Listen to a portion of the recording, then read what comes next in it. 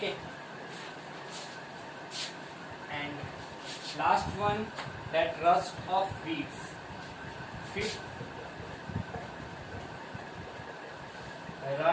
Rust of weeds.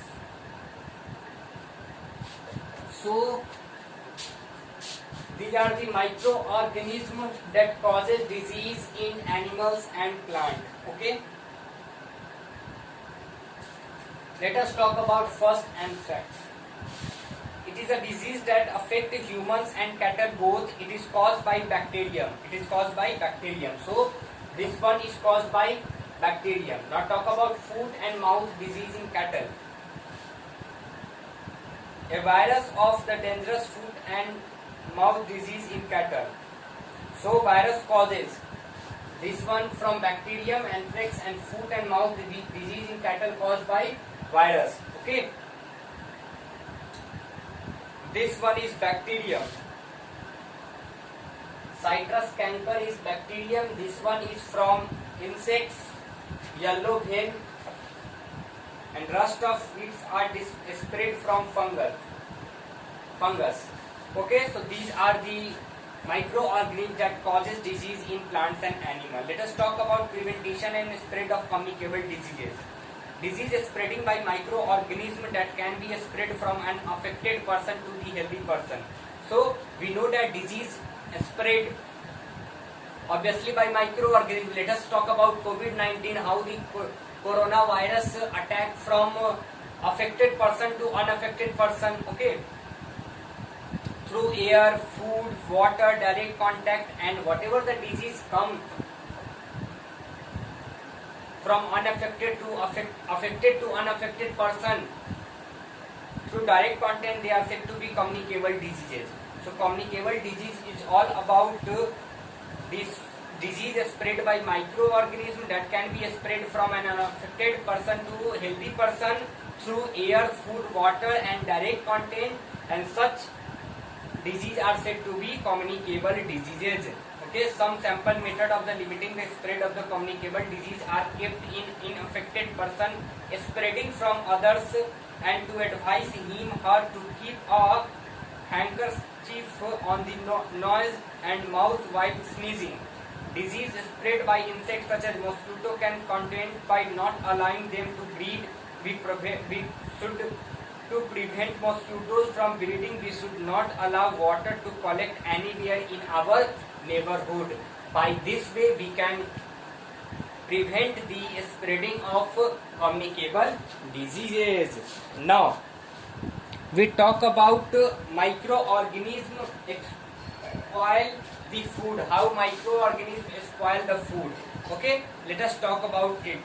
Bacteria and fungi are responsible for the spoilage of food. The sodding of milk, putrefaction of meat, rotting of potatoes, vegetables and fruits are due to the action of bacteria. All the food become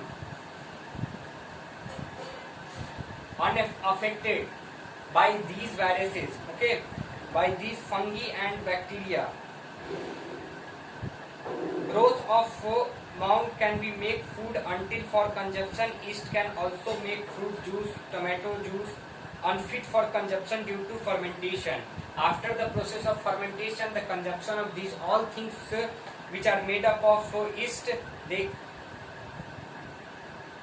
are unfit for consumption. Microorganisms growing on food sometimes produce toxic substances that make the food poisonous, and consumption of these poisonous substances, these food cause a serious illness that is known as food poisoning. You can see figure 2.11 how tomato and potatoes and piece of bread and apple spoil the growth of microorganisms. And when we eat such type of food, then we come in serious illness, and the illness is known as the process of consuming such food and causes a serious disease are said to be food poisoning. Okay, so these are the two important terms that we read. First one is communicable disease and second one is food poisoning. Okay, you should write down the definition of these both terms in your notebook. First,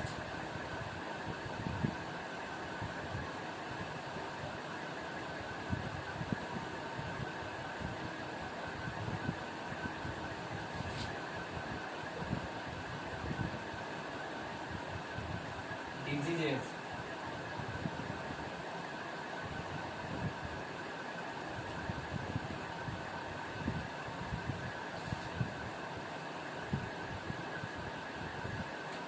Second one,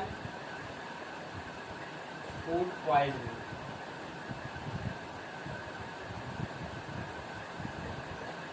Okay. Now, let us talk about food preservation. Food preservation. Let us talk about food preservation. Food preservation. What is food